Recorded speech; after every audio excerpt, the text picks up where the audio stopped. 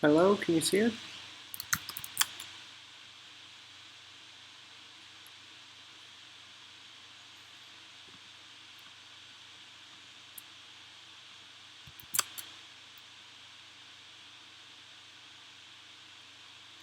Hello? Hello? Hello? Hello?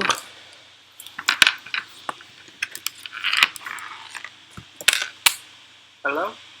Hello? Hello?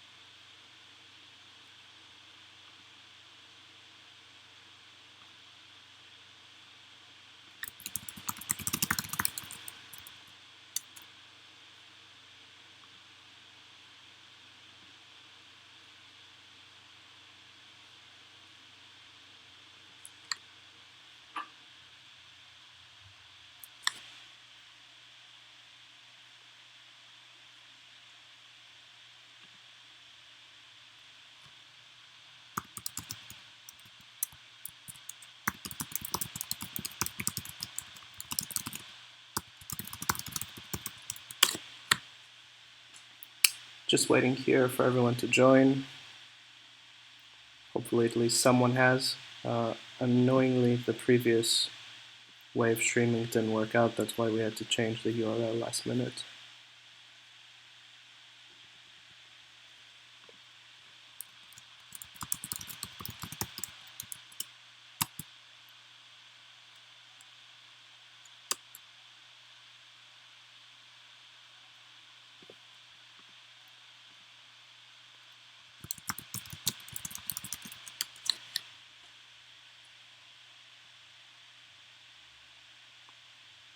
Okay, let's kick things off. Hi everyone.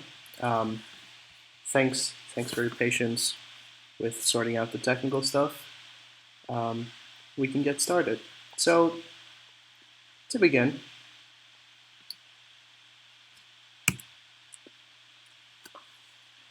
I know a lot of people who really feel in the way a popular meme page uh, portrayed, I guess, when emotion related to economics comes up. And I find it quite funny, also a little bit annoying, particularly when judging. And that's not just because, oh, it's an area of knowledge which I have and others don't. That means that I have an advantage over it. But really, the funny or the weird thing about it is that it's really not that hard. So hopefully, what this workshop is going to be is a kind of discussion in the ways in which motions related to trade and economics, economic engagements between states and multinational corporations exist in order to help you kind of. It's not even to teach you the necessary things, it's more like guiding you in the right direction, giving you the necessary tools to actually understand the kind of things involved in discussions around trade in order to then, do well in debates about them. So hopefully by the end of this workshop, you will feel a lot more comfortable with motions about either financial institutions or governments, what their response should be in terms of should they open up to foreign investment? Should they open up to allowing multinational corporations to come in? Or should they instead try and protect their own industries, protect their own companies, and otherwise make it difficult for the free market to come out? So to start off, the way this workshop is going to work, in part because of the slightly annoying delay between me saying words and you actually hearing them online, I'm mainly going to be talking, especially for the first part, go through the important concepts within this broad theme. However, with that said, please, if at any point you have questions, you can comment on the Facebook event underneath the post that the Finda page made. You could also use the live chat function that YouTube has, because I can also see those messages. It's just going to take a moment for me to respond, but I've left a specific segment at the end of today's workshop, which will be just dedicated to answering those questions. So hopefully you'll have asked those questions in advance, so we don't have to deal with the weird, you know, spaceship effect of taking 30 seconds to hear each other. So, start thinking about potential questions you might have now, or maybe you've already started doing that, or perhaps as the workshop occurs. In terms of who I am, someone's already commented on Facebook. Yes, I can see your comment. All right, so I used to study in the UK. I graduated last summer. I went to 2 different universities and debated for both, and have been doing this for about 5 years.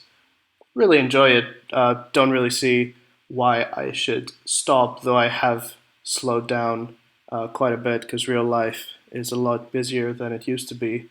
It's harder to ignore your boss than to ignore essay deadlines, it seems. And in terms of my kind of knowledge necessary to the specific topic that I'll be discussing, to be honest, I did some economics at high school.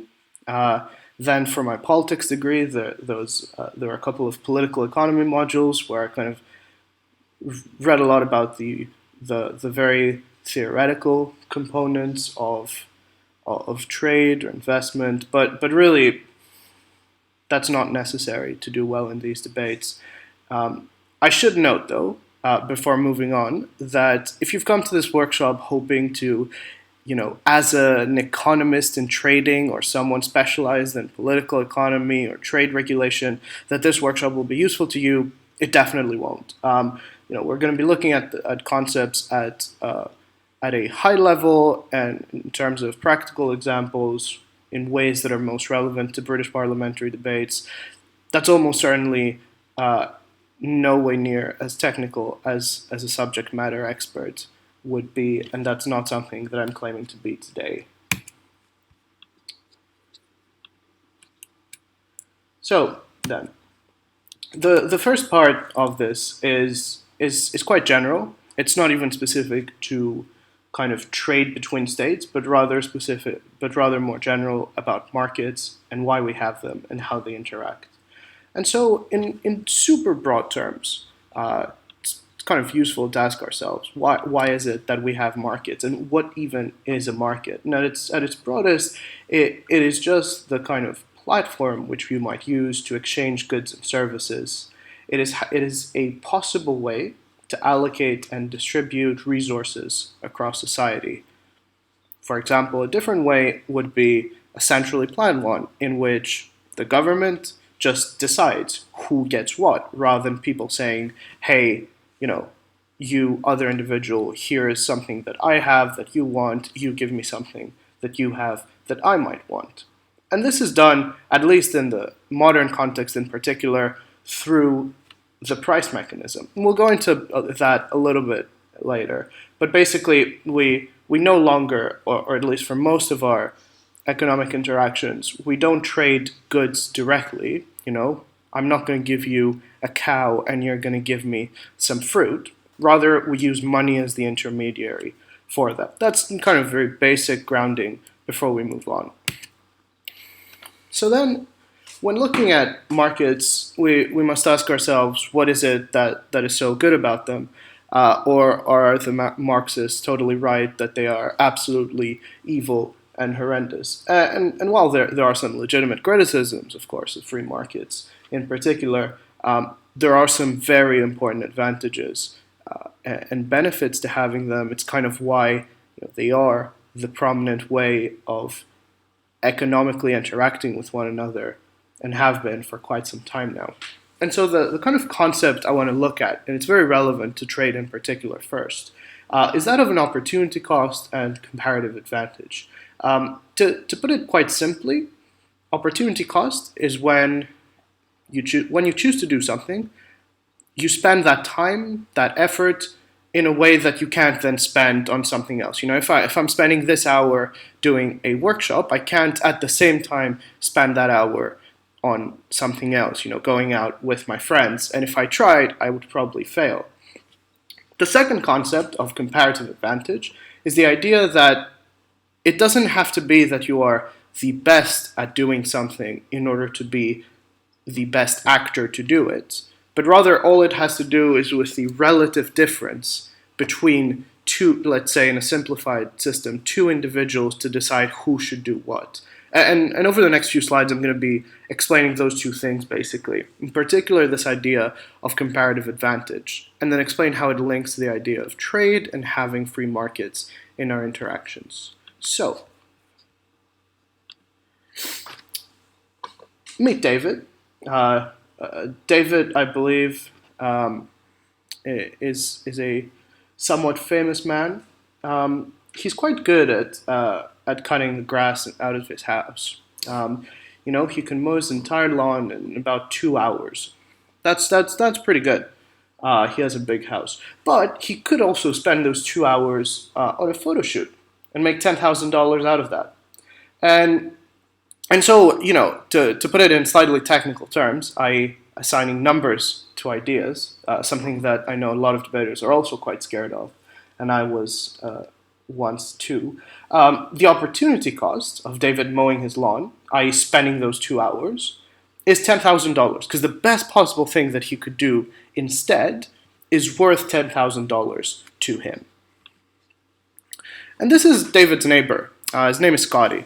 And he's all right with mowing lawn, but he's not as good as David.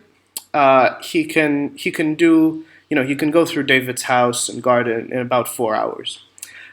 The other thing that he could do during those 4 hours is work at McDonald's and get paid $8 for each of those hours.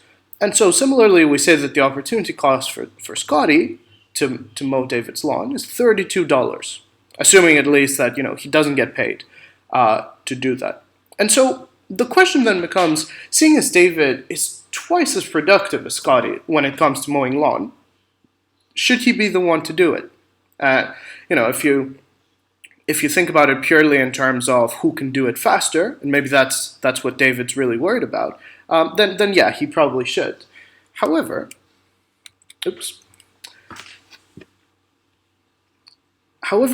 that wouldn't really make much sense, right? Because he could be making $10,000. That's quite a significant amount. And more importantly, he can't just pay Scotty something like $50 to do it. Now that's in David's interest, because he can spend that time doing something that's going to make him quite a bit more money. And it's also in Scotty's interest, because he'd be making $18 more instead, compared to what he could be making working for McDonald's. And so we should take that as the kind of general idea to keep in mind. It's quite simple, really, that for different individuals, it's not necessarily the question who is best at doing something, but rather which combination of things being done by different people makes most sense for all of them. Which one produces a win-win scenario rather than a win-lose or lose-lose one. And so this brings us to the question then, I had a slide about this. Yeah, this is basically a slide about what I said. Both actors, both David and Scotty, are better off with Scotty being the one mowing his lawn, even if David is the best one. And so you're probably wondering, what on earth does this have to do with trade? I came here to learn about the IMF or the WTO or at the very least, countries trading with each other. And here Nick is telling us about cutting grass and famous footballers. Well, if you think about it, that same exact scenario Or at least, we can draw an analogy from that scenario and say, well, if one country is better at doing one thing than a different one, does that necessarily mean that it should be the one to do it? And the answer, in general, we've kind of realized for the past couple hundred years, if not much, much longer, that the answer is no. And this is especially true when it comes to comparing kind of industrialized, developed economies versus the ones that are either newly industrialized or still industrializing, America compared to Mexico, right? America might be more productive at, say, setting up high-tech factories to build cars, and they have a few of those as well. But Mexico can do that not just for much less money, even though maybe it takes them a little bit more time to produce those cars, or they aren't of as exquisite quality as possible. But that means that the American economy can instead spend its efforts doing other things that are even more productive. Like, for example, invest in Silicon Valley firms or investment banks. And I know I've probably just pissed off a lot of people by saying that those two things are better expenditure of time and people's resources than traditional manufacturing. But in many ways, it is. And even if you don't think those two examples are, take the general principle out of it instead. And so, to kind of go back into the general stuff again, what is it then that makes this idea of a free market one in which David can choose, does he want to go on that photo shoot, or does he want to mow his lawn? Can he pay someone else to do it? And does someone else exist that is willing to do it? And it comes down quite heavily to this profit incentive and the idea of using price to decide how much goes to someone, what the cost of a particular good or service might be. And the reason why is that because people usually have a point at which they stop. They stop wanting something, they stop wanting to consume something or do something. And the reason why that is because eventually the extra benefit that you might get from consuming one additional unit of a particular good ends up being outweighed by the extra cost. You can only have so much ice cream until you think, aside from being full, that you're not really benefiting from any more, in terms of pleasing your senses. And so the idea here is that individuals buy things until they no longer gain benefits from that. And similarly, producers, the people selling those things, sell them as long as they can still make a profit. It's this very basic idea of supply and demand that I'm sure everyone keeps hearing about when it comes to these things. But very often we kind of don't think about what those two concepts actually mean. What the price of something is a signal. Essentially, it's a signal to people and to firms about how much it is they should buy or should produce. Because if a product is priced too low, then a lot of people are going to want to get it because the opportunity cost of buying it is quite low. Imagine if you could mow your lawn for $1 an hour instead of the much higher amount we saw earlier, the much higher amount that minimum wage laws require. And if that happens, it's probably going to run out quite quickly, right?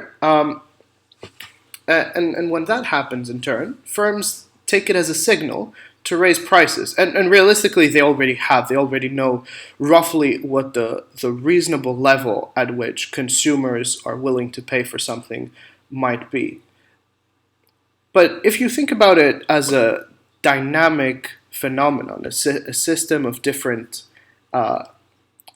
things being bought or sold, or people thinking about buying or selling different things, you have an effect where, at least in the idealized version, everyone gets what they want. People end up buying things if they're at a price that they want, and those who sell them do so at a price where they can make a profit and justify spending their time building and then selling that thing.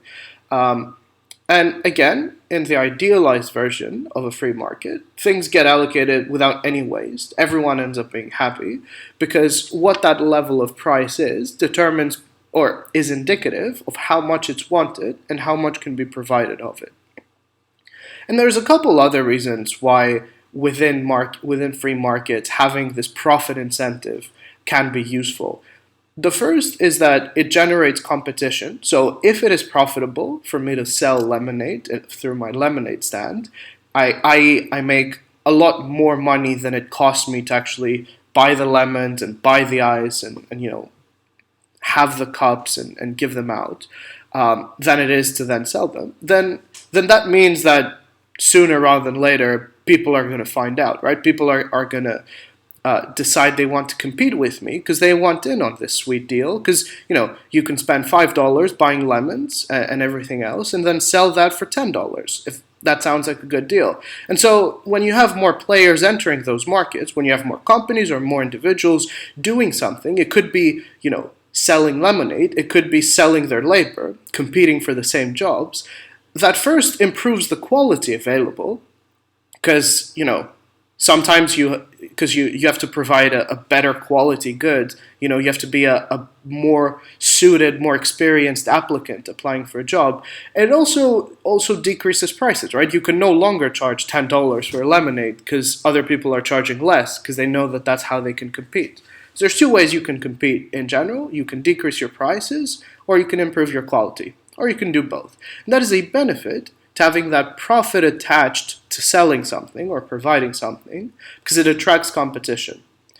The second thing, though I won't go into this in a lot of detail, is that it also attracts investment.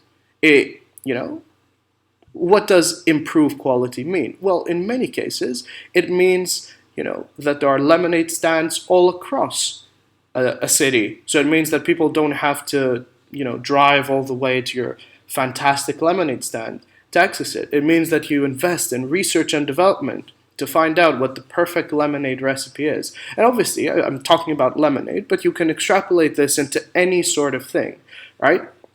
Pharmaceutical companies invest billions of dollars because they can then make a lot of that back from selling high quality drugs for diseases that previously were not curable or were much more difficult to cure. If they didn't have that promise of massive profit, they wouldn't invest those billions of dollars into R&D in the first place. And those things may still sound like they're not directly relevant to trade, but it's the kind of groundwork you often have to do, especially when you're defending the concept of a free market, one in which allows competition, one in which allows investment, one in which allows people to make profit out of different business ventures. And so it's quite important to remember. Now, so what we've covered so far is the idea, firstly, of trade, I guess.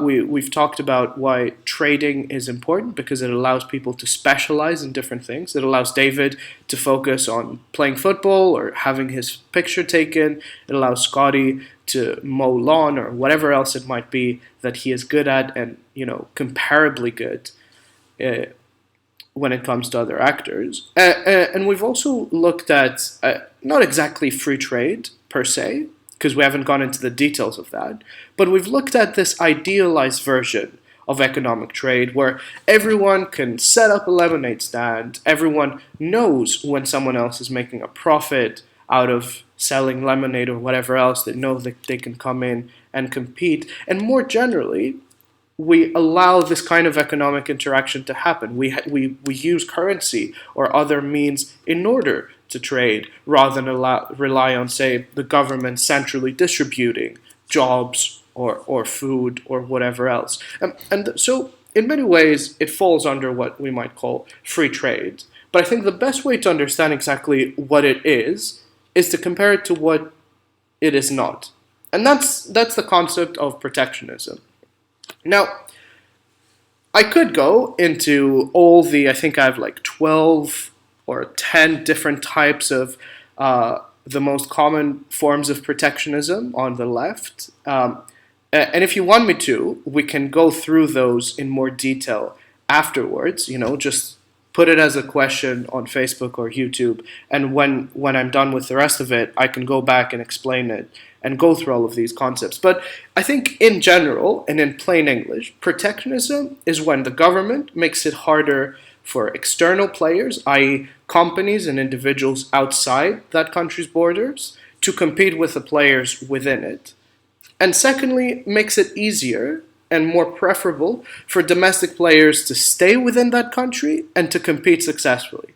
So to just go into a couple of examples from the forms of protectionism listed on the left, an import tariff is when you say that if you're going to, so an import, first of all, is when you, as a company that's not from a particular country, want to sell in that country. It's when China wants to sell its goods in America. That means that America imports those goods.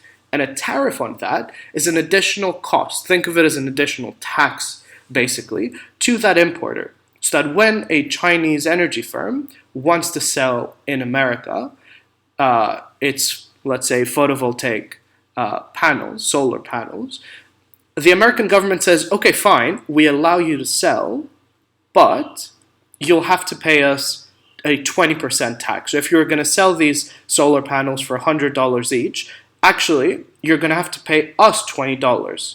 And when that happens, almost necessarily, that means that China, in this example, or a Chinese company, has to raise its price because it has its own costs, right? If it costs them $90 to actually produce that solar panel, and another $5 to transport it across, then it would have been making a $5 profit per panel without this tax, but now it's actually making a loss out of each one. So they have to raise their prices. And realistically, what this means is that the companies that don't have enough leeway, the ones that did actually need $90 to produce each panel as opposed to $60, they either raise their prices to the point that no one wants to buy their stuff, or they just don't sell to that country to begin with. An import quota is kind of similar, or at least it has the same effect, except the limit, it just says that there is a certain number, certain quantity of X particular good that can be brought in from other countries or from a specific country. Say China can export at most 100 solar panels and no more. And it still creates that same effect. And on the other hand, a subsidy is kind of, it tackles the same issue, but from the other side, right? I guess to stay consistent with the example, it would be the American government subsidizing its own solar panel companies, companies like Solar City, which is run by Elon Musk, and saying, okay, we know that you are a business. We know that you are selling solar panels, and we know that you've been having to compete with Chinese solar panels being sold in this country. What we're going to do is we're going to give you money, basically free money as a subsidy, or maybe we're going to give you a cheap loan, or maybe we're going to give you a discount on the amount of tax that you have to pay, or anything else that makes it cheaper for you to sell those solar panels. And so, not because we're affecting what the Chinese company is doing, maybe we don't want to impose an import tariff, but just because we're helping you out, it's easier for you to beat that competition. And if you think about how this interaction occurs, then how the system is affected dynamically, it realistically means that it still becomes harder for those Chinese solar panels to be sold. For example, because the American firms can now just charge less for their own, right? They can say, okay, we used to sell for $100, but since we're getting $50 per panel from the government in tax breaks or loan or cheap loans or whatever else, you know what? We're going to lower the price. We're going to lower it to $80. And so people are going to come and buy our stuff because it's much cheaper and people care about not spending too much money on their stuff.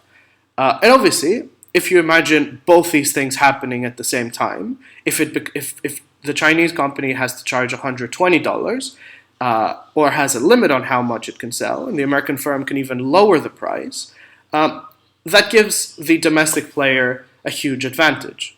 And that's the general idea. It's about national governments kind of shielding or boosting their own players and making it harder for others to come in. There's other forms of protectionism as well, and we can't, as I said, go into detail for those. But really, in most debates, that's not very necessary. All that's necessary is that you understand the consequence of applying protectionist policies rather than the mechanisms, how they work exactly. You can also, Google those words, and I'm sure Wikipedia or other sources have lots to say as well. And if you find it interesting, there's various things I can recommend for you to read. So then, moving on, what might be the reasons why a country would want to be protectionist? I think I have 5 or 6 reasons here. So the first one is what we call an infant industry argument. It is the idea that, in theory, a particular industry that a country is developing in the future has the potential to have an advantage against other countries' industries, but not yet, right? That it's still a little baby, an infant, and it needs to be shielded while it grows up. And once it's grown up, it'll be, big and strong, and it won't need this support from the government any longer. And this is something that countries like Japan and South Korea and Hong Kong did quite extensively a few decades ago, right? They said, okay, we have no electronics industry, no superconductors, nothing else high tech, but we want to become, leading players within that. If we try and set up these companies now, or if someone tries to set up a superconductor factory now, they're not going to have the expertise. They're not going to have, the know-how. They're not going to be able to compete on price or quality because we're literally starting almost from scratch, right? And they're probably also not going to have the cash. Like, why would you randomly set up a multi-billion-dollar factory in a country that has no suppliers for the things that you want? It has no scientists that are experts in the things that you need to be producing. It has no workforce that has experience working with all these things. Why would you bother making that investment in the first place?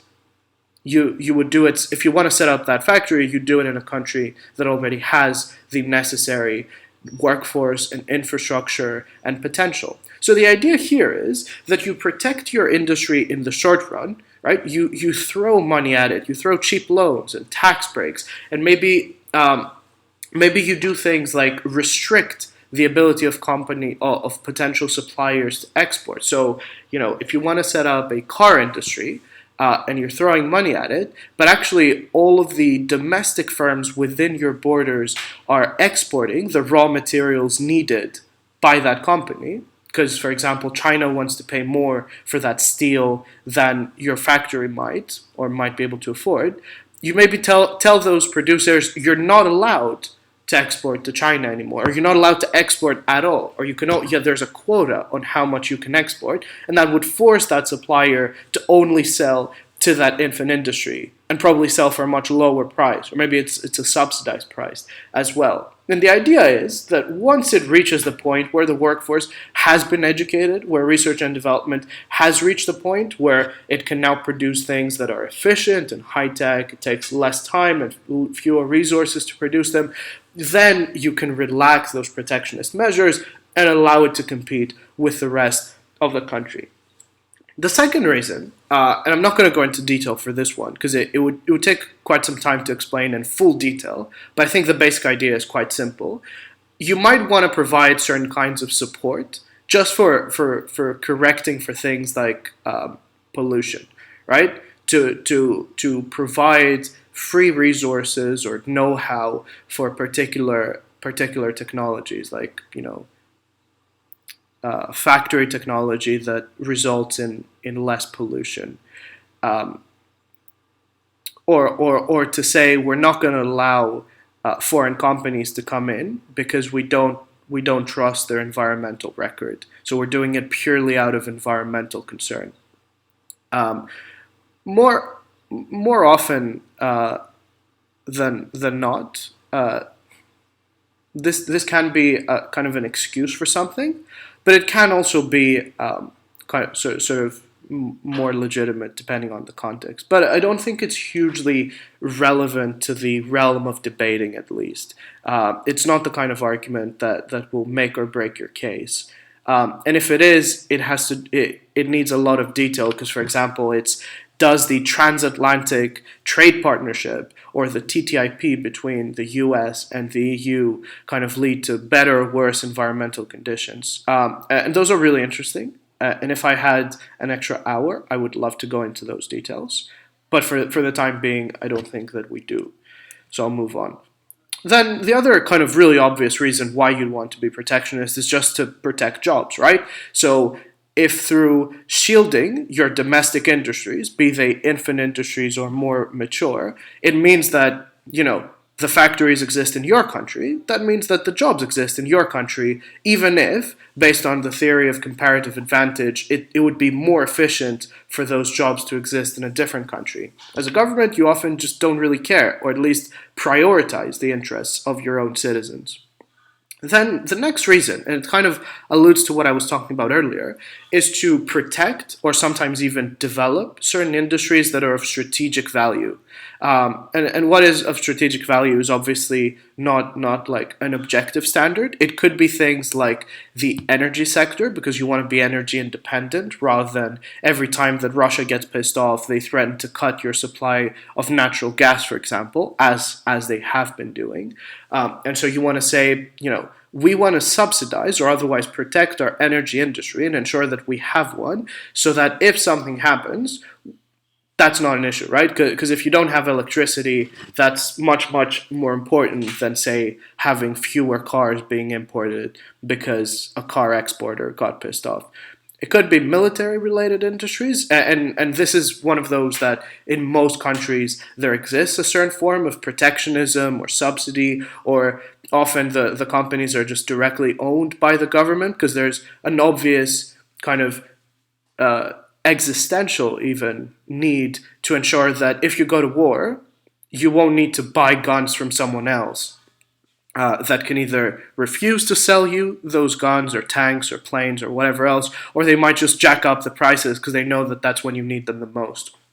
And that's why a lot of countries have their own either entire military conglomerates or at the very least some production and development of military technology and units within their borders. But it could also be about your strategic interest, like long-term economic strategic interest, right? It's the example I gave earlier of countries like Japan and South Korea, essentially adopting this as a strategy for their economic development, saying that the state will be actively involved and it will nurture specific industries that we think will be particularly profitable in the next 20, 30, 50 years. That's exactly what they did, right? They said they saw high-tech industries like superconductors as something that was really promising. And they said, we want to become experts at this. We want to become leaders in those markets. Obviously, to do that, the state needs to take a very active stance in shielding those companies initially from external use, ensuring that they get all the resources necessary to actually reach that point. The final argument in defense of protectionism, and it's funny because it's essentially the opposite of what I was talking about in terms of Chinese solar panels versus American ones, it is against the practice that is called dumping. Dumping is when a country, and very often China has been doing this, it'll subsidize the production of a particular good. Let's say once again solar panels, right? It'll subsidize them to a ridiculous point, and it will even have its state-owned enterprises on purpose sell that at a loss, right? So if it costs them $20 to make that solar panel after subsidies, they're going to sell it for 18, right? At a really, really cheap rate in a different country. And what this does, if you do it for long enough, it means that the other companies within that country just can't compete, right? They literally go bankrupt because their state is not willing to invest as much in subsidies, or perhaps their government doesn't think that is the correct thing to do. Most Western governments in particular are generally quite against protectionism and have been for many decades. And so the result is that in the short term, obviously there's a benefit to consumers because now those things are much cheaper. But realistically, what it means and what it has been historically is that one, you lose those businesses, you lose those jobs, which is a problem in and of itself. But it also means that you displace that domestic industry. Once every other solar firm has gone bankrupt in America, let's say, and it's just the Chinese ones exporting, that means that they can raise their prices as much as they want, right? Because let's assume for a second that solar panels are something that people really, really need, no matter how expensive they might get, or at least up until they go to, $300. So China's going to sell them for $250 each. And, in theory, that's the point where new companies get to form and develop and compete with those Chinese ones. But one, those firms could again start lowering their prices massively. And two, it also means that the other problem is that it takes time to, develop an industry, to build a company, especially if it's something that is relatively complicated, like solar panels. And so oftentimes governments use protectionist measures to stop this kind of dumping, but more importantly, as is the case with most kind of hard measures like this, to deter that dumping in the first place. Because if China knows that the moment it starts lowering its prices too much, then that's when, it's going to have import tariffs on its companies, it's going to have other trade restrictions and quotas, or they might subsidize their own industries. Then that's not in China's interest either, right? So in the same way that we all, or at least the big countries have nuclear weapons to prevent each other from actually invading, similarly, having protectionism as a tool, even if it's one that you don't actually deploy, is useful because it prevents those kind of interactions. At this point, are there any questions? I don't think I've had any. No, I have. Okay, let's see.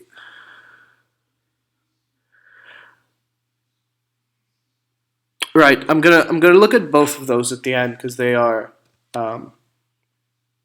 more complicated. Particularly Alex's question. Sorry, I know that must be a little annoying. The reason why is because I'm conscious that we don't have too much time. I suspect for your question, Alex, it may be best to continue this offline, but I'll have a think. Before that, though, and unless if other people have questions, what I want to look at is now the flip side. The reasons why protectionism can be very dangerous or very unwise, economically and politically speaking, which effectively is answering the answer to the previous section of why is free trade then good, by explaining why its absence, i.e. protectionism, is not. And so, there's going to be a bunch of reasons why this is the case.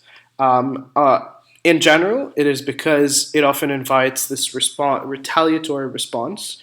So what I previously kind of characterized, and I think in a debate you may well characterize as this kind of deterrence, kind of incentivizing countries not to do this to one another, really it can also spiral and escalate into, tit for tat protectionism and cause what we call a trade war. And even without that, actually, can still harm the people that it's meant to protect. One thing that's also worth noting before we even go into those reasons, though I don't think it is, especially compelling, particularly in a BP debate, is that the consensus from economists, at least, is that protectionism is generally really unwise. Now, obviously, that is not something that you can't dispute. We've seen a lot of politicians lately do that, and a lot of people believing them. See Donald Trump leaving the Trans-Pacific Partnership, see him generally, not wanting immigrants or wanting to put tariffs on China and stop them from doing what they're doing because they're killing us, as he says. But it is something worth keeping in mind. And sometimes in debates, just mentioning, right, and alluding to the fact that there's a consensus against something kind of reminds the judges that there's a reasonably high bar for the other team to prove something. Similarly, if you're proposing protectionism, you can say just because economists think something, because they prioritize, say, for economic efficiency, doesn't mean that socially or politically or in the long term, in a sustainable fashion, it is actually the wisest thing to do. Those were a couple notes, kind of much more debate related than content related. So then, what are the first few reasons why protectionism might not be a great idea? So to use a slightly kind of technical phrase, because it leads to market distortion and loss of allocative efficiency. Now, to put this more simply, right, it means that it distorts that system that I was talking about at the beginning of this workshop, whereby you generate those win-win scenarios, right, whereby you ensure that people get what they want for the lowest amount of money that they can get it for, right? It means that prices go up for the consumer, because when you put up a tariff, when you put up an import quota, and you say China can no longer sell things for as cheap a price, that does lead to the very real effect that things that people buy, sometimes on a day-to-day basis, sometimes less frequently, but all contributing to their living costs, go up, right? It means that it becomes more expensive. Food becomes more expensive because, foreign competitors aren't able to sell the stuff that they'd be able to, not because they're not as efficient, but rather because there's a law, a tariff, a tax that prevents them from doing so, right? Oftentimes, so this is an example with the European Union's Common Agricultural Policy, which is a series of different subsidies to farmers all across the EU. In theory, you're like, wait, if we subsidize our farmers, one, that means that farmers get to keep their jobs, they get recognized for the good that they do, it improves our food security because we can have all of our food or most of it produced domestically. And three, if we're subsidizing it, surely it means that it can be cheaper. However, that's not really the case, or at least you can argue that's not the case. First of all, because when you provide these subsidies, it becomes harder for competitors from abroad, i.e. from, in this example, outside the European Union, to compete with you, right? Because you can afford to at least temporarily lower your prices, or maybe even on a more long-term kind of fashion. It means that if it's more expensive for you to produce agricultural goods being in Africa or Latin America than it is to then sell them in a European market, which is one of the biggest markets in the world in general, especially when it comes to consuming such stuff, then you go bankrupt, or you just, because it's not to your benefit, the opportunity cost is too high, you just do something else, right? You don't produce that kind of food. And when that happens, that means that competition goes down, which means that those farmers have less of a pressure to lower the price or improve the quality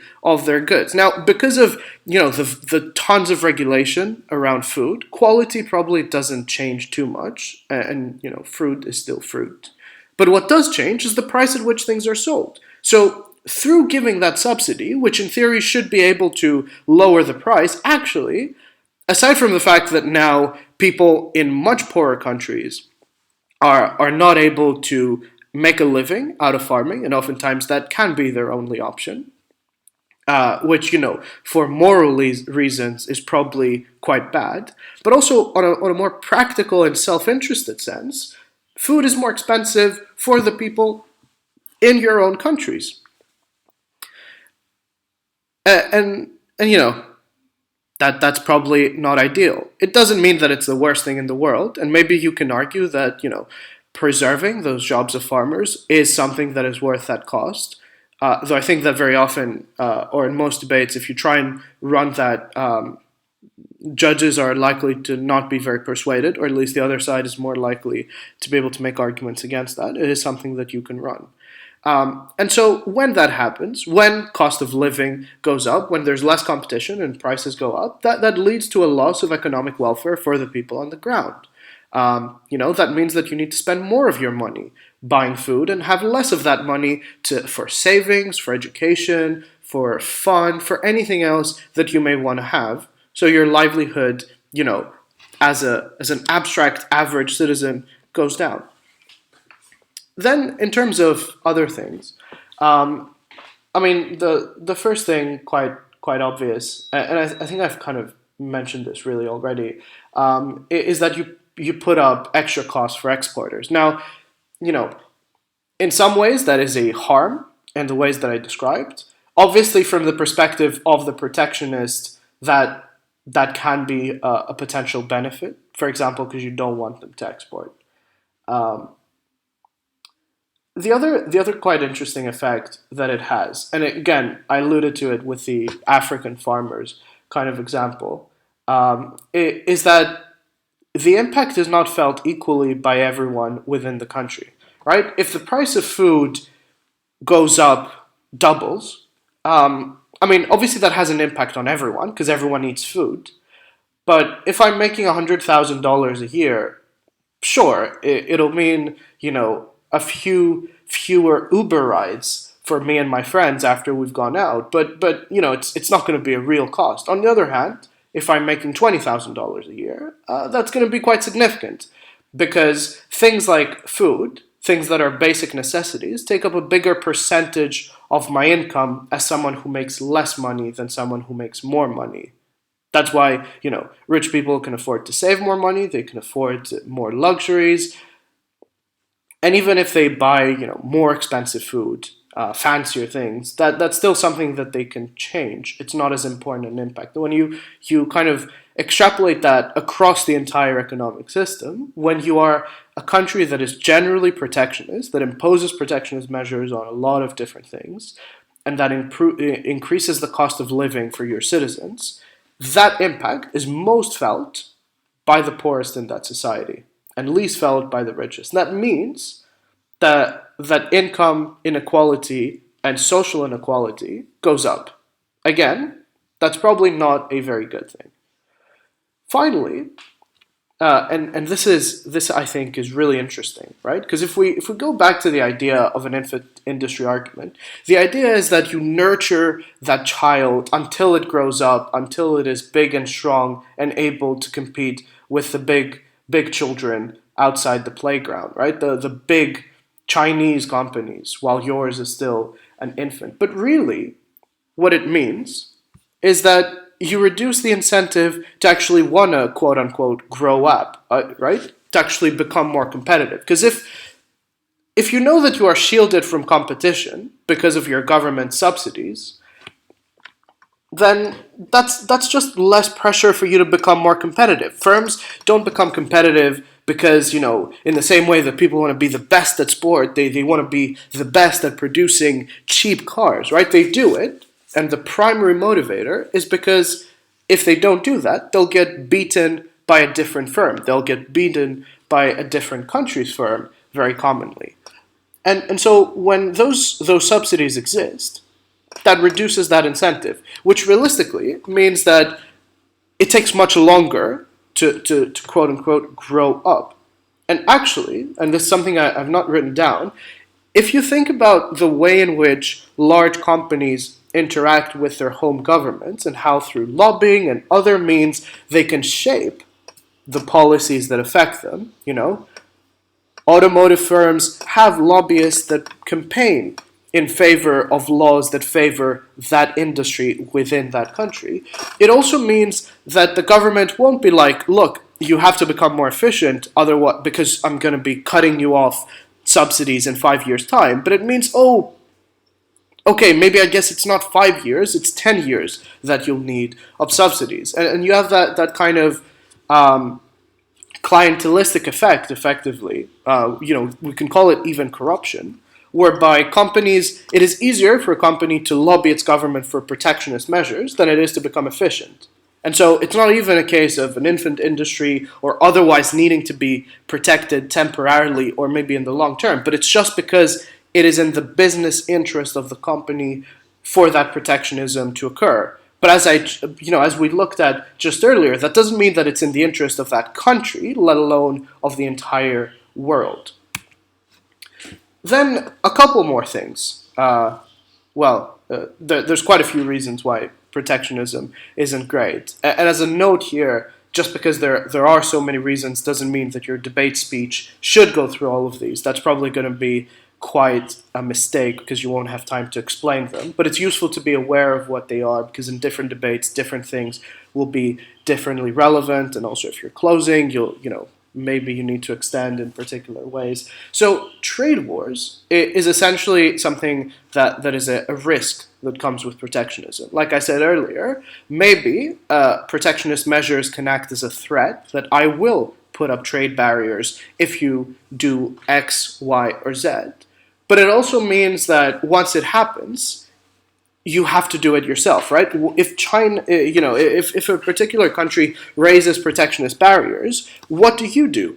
Do you put up protectionist barriers yourself to help your companies compete by subsidizing them or by blocking exports into your country? Or do you do nothing? If you do nothing, you lose the most and they win much more. If you put up protectionist barriers yourself, though, you can at least mitigate that cost and ensure that, your jobs aren't totally ruined as they would be in a world where you didn't do it.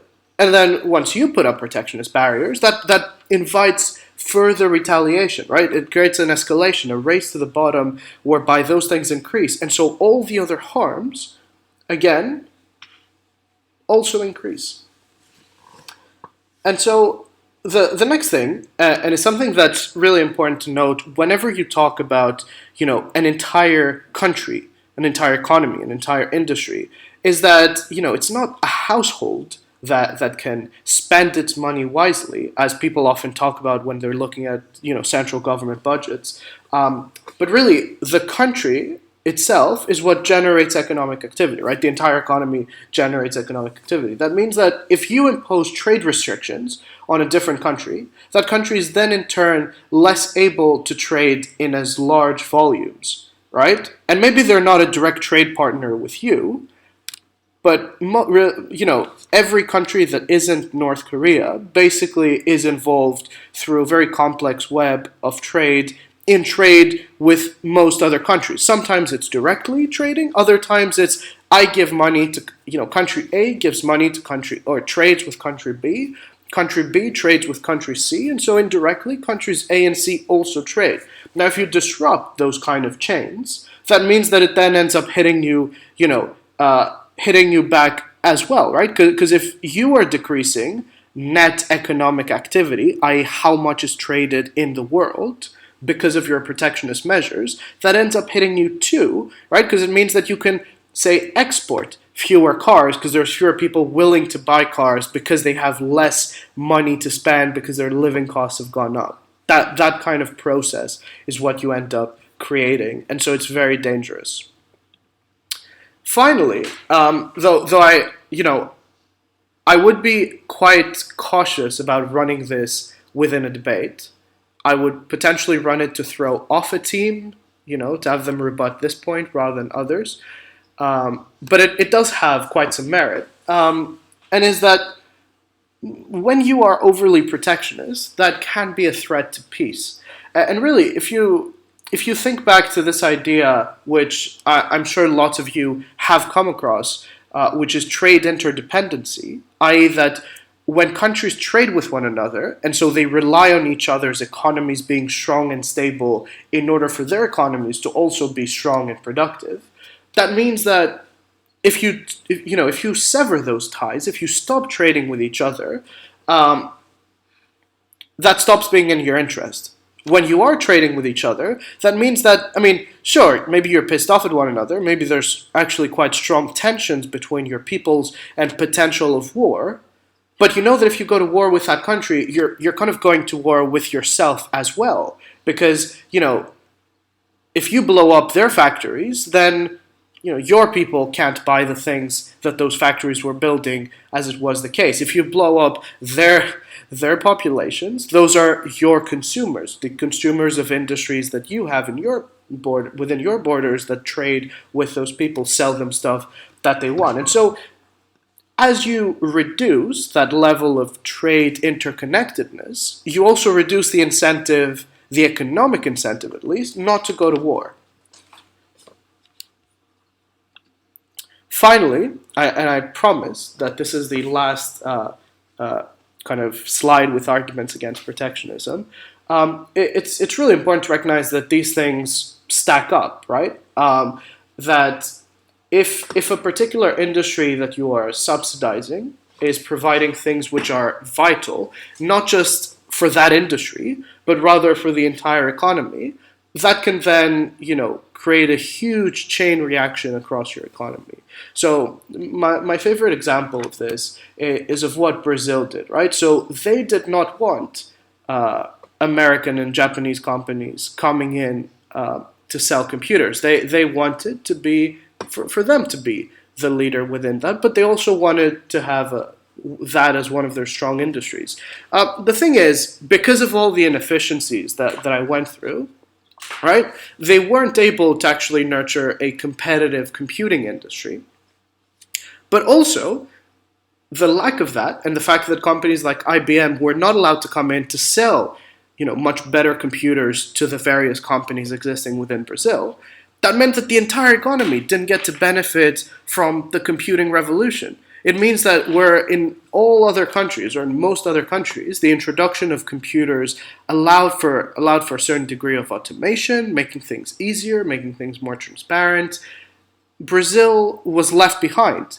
And so the kind of lesson there is that if you're going to do it, and this is what the last slide on protectionism is, if you're going to be protectionist, you need to do it in some ways which are careful, right? So the first is, you can't hand out protectionist measures to all of your industries, right?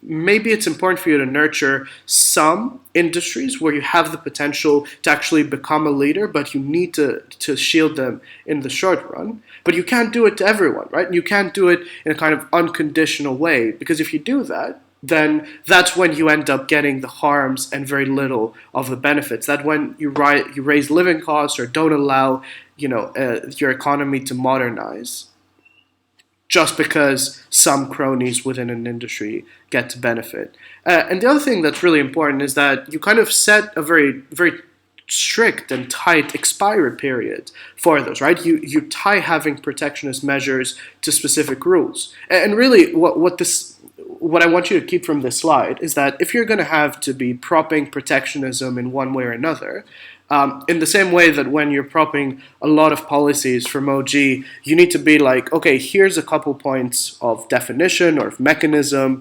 Obviously, we're not going to do this in the stupidest way possible, which is what opposition might accuse us of. No, we're going to do it in a much more clever way, right? So one thing that South Korea did was that it was linking that protectionist measure to how much gets exported within global markets, right? And so it means that if you end up being a strong exporter, that realistically means that you are able to compete with international players. You probably don't need as much support, and so protectionism can get phased out. Even then, right, South Korea is not a perfect example because there were lots of or at least it's not a completely idealized example, because there was a lot of corruption, a lot of engagement between its large firms and the government, and it basically had to go a very painful purge to go through that process. But on the other hand, it was, you can't deny that it was through protectionism that it was able to develop as strongly, or at the very least, that it was able to develop and it also was protectionist. Now, there's some people who will argue that actually countries like Japan and South Korea would have grown faster without protectionist measures. I think that's plausible but quite difficult, and it is generally much difficult to do it without those things happening, because there is some merit to things like wanting to subsidize or protect your infant industries, but it has to be done properly. You have to have experts make decisions rather than politicians do things to win votes or bribes. Now, I know we're kind of running out of time, and I was also running out of time when putting this together. And so I was going to have a section on multinational corporations and how they come into play. Unfortunately, both in terms of this workshop and the preparation for it, I just didn't have the time. I work many, many hours a day, so unfortunately it wasn't possible. But also, I think it would be a bit of an informational overload. One thing I would recommend, aside from kind of googling the terms that I've been mentioning, if you want to read more about it, is to watch this. It's just one 7-minute speech. It's the Prime Minister speech from Chennai Worlds in the Open Grand Final, and it's quite beautiful. So the motion is, if I remember correctly, that India should aggressively liberalize its economy, i.e., that it should lift all the forms of protectionism that it has. And while the motion is specific to India, if you listen to Josu's speech, if you listen to the arguments that he makes about why things like currency controls are bad, about why having state-owned enterprises as opposed to the private sector be in charge of your industry, and how once you remove those restrictions at once for everything, you can unlock a lot of benefits. I think that is a really good speech to listen to and take notes on and learn from it, and actually use that in the future. I without any shame, admit I took detailed notes of that speech and have used them in like 10 or 15 debates about free trade. And I swear I've never lost a debate when using those notes. They just are really, really useful. Because obviously, he's not a unique source of that information, but I think given that it fits in a 7-minute speech, given that it's really structured, properly explained, has some examples, though the examples you probably can't use because they're specific to one country, or at least you can't use them consistently. It is definitely something that I would recommend you watch. If you just type Chennai WDC Grand Final Prime Minister, you'll find it. Okay, so now I guess it's time to look specifically for the things that people have been asking for.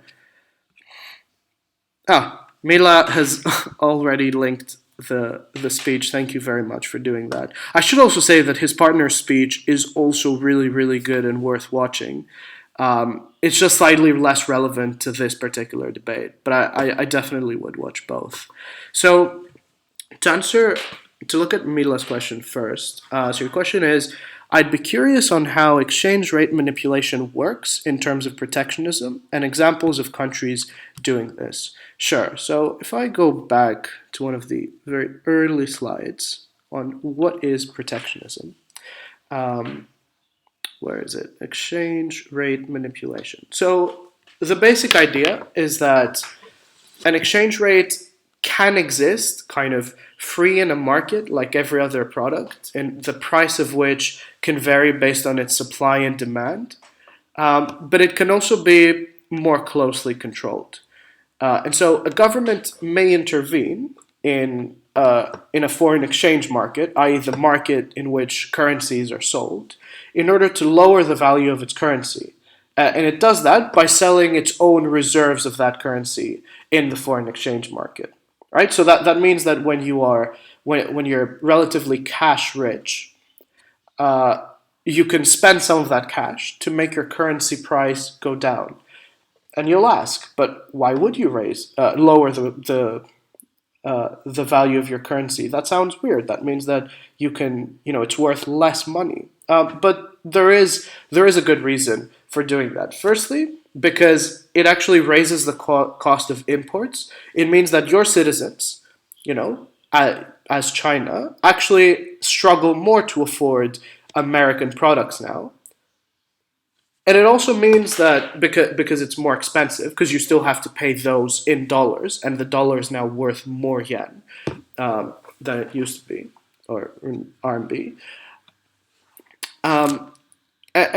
This essentially functions in the same way that an import tariff does, or at least it achieves the same outcome, which is it becomes harder for foreign companies to sell things within your borders.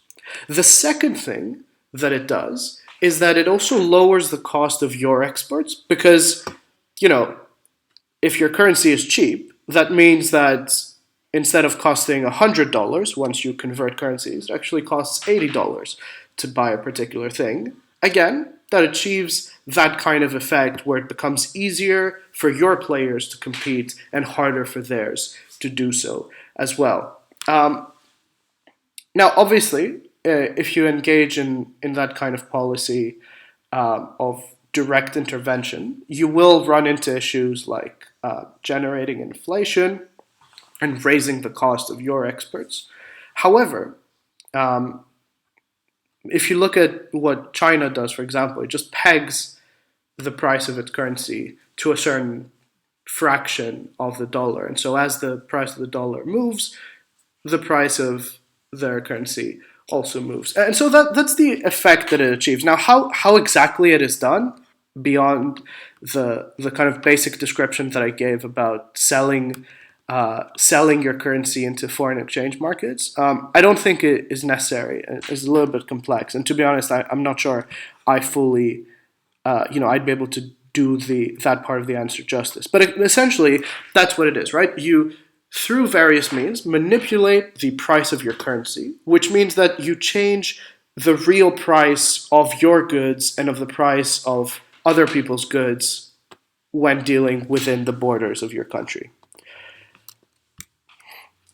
I hope that made sense.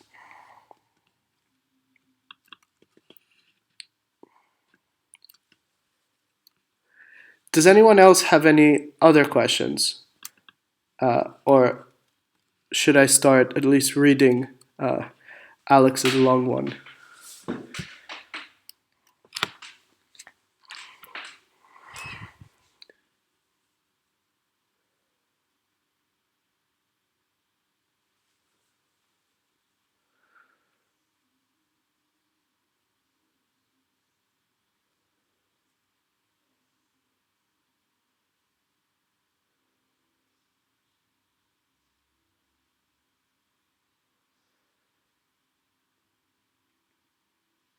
Okay. So, Alex, I'm sorry for not directly answering your question. It's quite a long paragraph, and I think I kind of need to sit down and think about it. I'm also not 100% sure which part, at least, of the paragraph you're interested in hearing my thoughts. But obviously, feel free to message me after. I'll be happy to have that conversation with you, or if you're coming to Euros, we can also talk about it then, because I do like talking about that kind of stuff. Cool. So if no one else has any other questions, let me just make sure I've refreshed Facebook.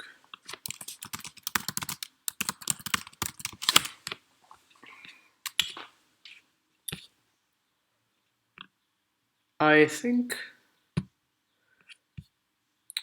we can call this a day and wrap it up. All right. I hope all of this made sense. And if it didn't, well, I guess for starters, it would have been ideal if you'd mentioned it already. But no worries. If you want to get kind of clarifications, either bother me on Facebook, on the Facebook event, or drop me an email. I'll be more than happy to go into your questions and also look at the thing, look into answering Alex's question when I've actually had some time to think about it in more detail. But yeah, thank you so much for having me. I hope this was useful, and best of luck with EUDC and debating and anything else.